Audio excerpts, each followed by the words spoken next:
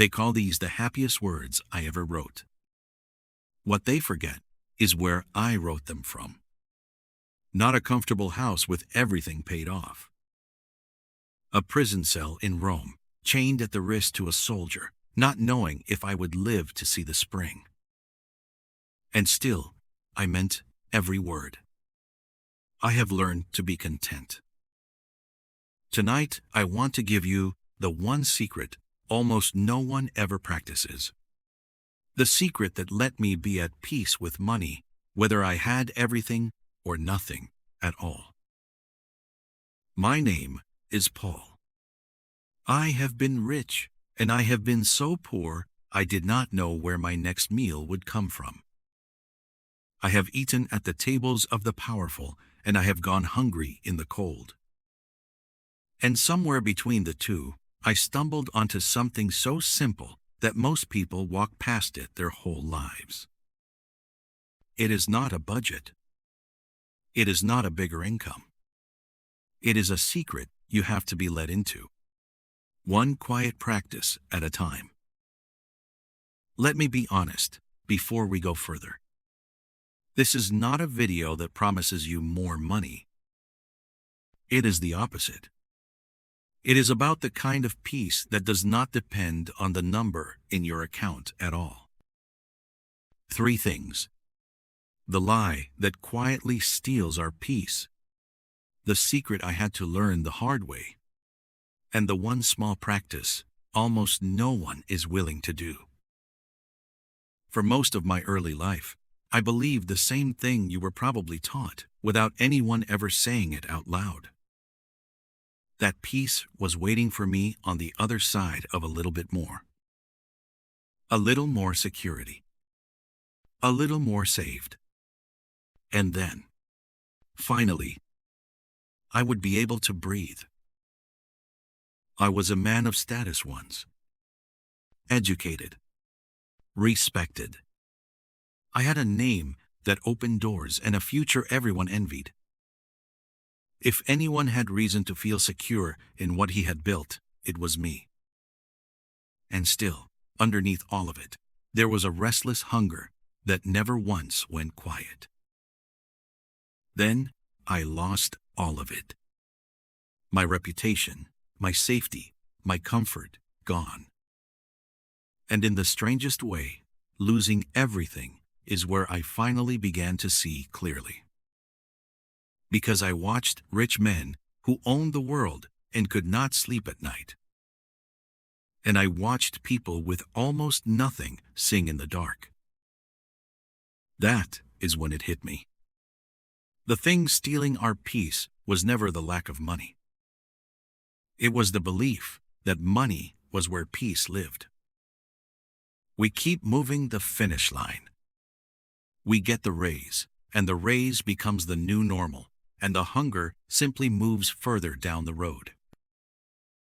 There is an old warning I have carried ever since.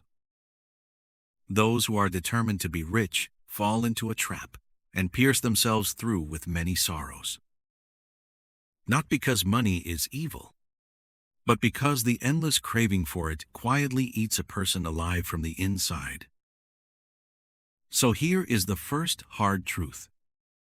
If more money were the source of peace, the wealthiest people alive would be the most peaceful. They are not. And if you cannot find contentment on the income you have now, one more raise will not hand it to you either. Peace is not waiting at a higher number. Which leaves the real question. Where is it waiting? Here is the part almost everyone misses. When I wrote that I had learned to be content, I chose that word on purpose. Learned. Not born with it. Not handed it overnight. In my own language, the word I used was the word for being let in on a secret. Initiated. The way you are slowly brought into something hidden that outsiders never see. Which means contentment is not a personality. Some of you have quietly decided you are just a worrier. Just bad with money. just wired to be anxious. I am telling you, it is a skill. And a skill can be learned by anyone at any age, in any season of life. So how do you learn it? The same way I did. Not in one dramatic moment, but in 1,000 ordinary ones. I learned it when I had plenty, by holding it with an open hand instead of a clenched fist. And I learned it when I had nothing, by discovering that God did not leave the room just because the money did. That is the whole secret, and it is almost embarrassing how quiet it is. Contentment is not getting everything you want. It is training your soul to say this is enough, and to mean it, long before your circumstances ever agree with you. So I learned to draw a line and to call it enough. Enough food. Enough covering. Enough for today. Everything under that line I received with thanks. Everything above it I held loosely, as something to give, not something to grip. That one line is what the anxious heart never draws. And it is the reason it never rests. Understand, this is not weakness, and it is not laziness. Drawing your line called enough is the most powerful thing a person can do with money. Because from that moment on, money stops being your master. You still work. You still save. You still plan. But you do it from peace, not from panic. And notice what I am not saying. I am not telling you that being poor is holy, or that having means is shameful. I knew how to be brought low, and I knew how to abound. The secret was never the amount. The secret was a heart so anchored that the amount could no longer move it. But knowing the secret and living it are two different things. So let me give you the one practice almost no one is actually willing to do. It is not complicated. It costs nothing. And that is exactly why it gets ignored. Every single day, before you ask God for one more thing, stop and name out loud what you already have. The roof, the meal, the breath in your chest, the people who love you. We are so trained to pray about what is missing that we have forgotten how to give thanks for what is already in our hands. I know how strange this sounds when the bills are real and the account is thin. Believe me, I prayed those prayers from a cell. But something happens in a heart that gives thanks before it asks. The fear loosens its grip. The comparison goes quiet.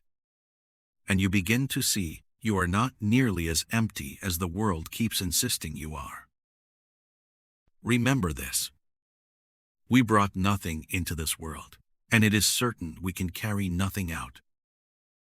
Every coin you are so afraid of losing, you will one day set down anyway.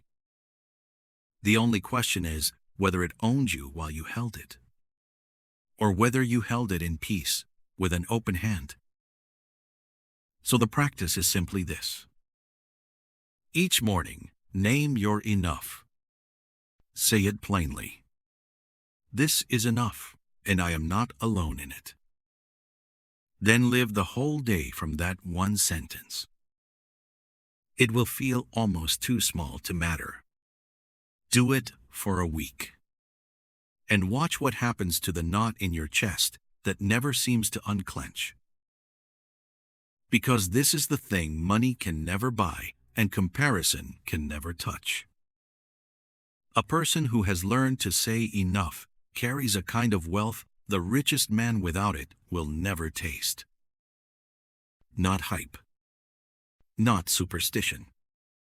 Just a quiet, steady peace that holds when everything else is shaking.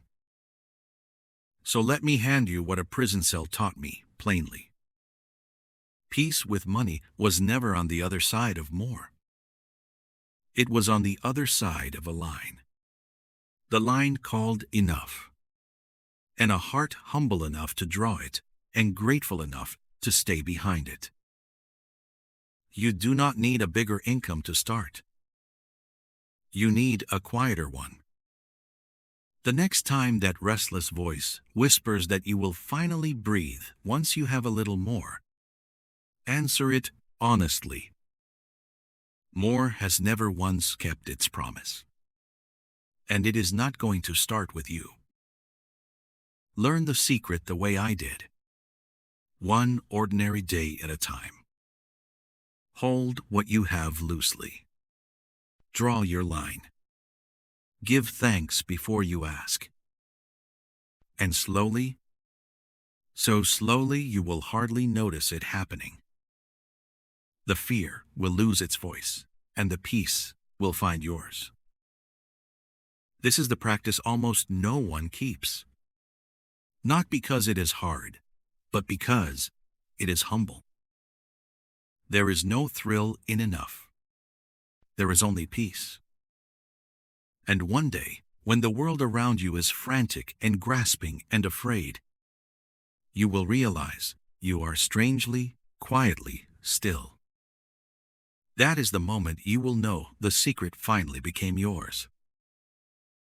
So here is my one small ask for this week. Tonight, before you pray for anything more, name 3 things you already have. Out loud. Then draw your line and say the words. This is enough, and I am not alone. Come back and tell me in the comments what your enough sounds like. And subscribe. Walk this slow, steady road with us, where biblical wisdom meets your wallet. Because the next story goes one step further. To the strange truth that the most generous people I have ever known were never truly poor, no matter what their accounts said. If you have ever wondered how giving more could possibly leave you with more, that is the story you do not want to miss. I will see you there.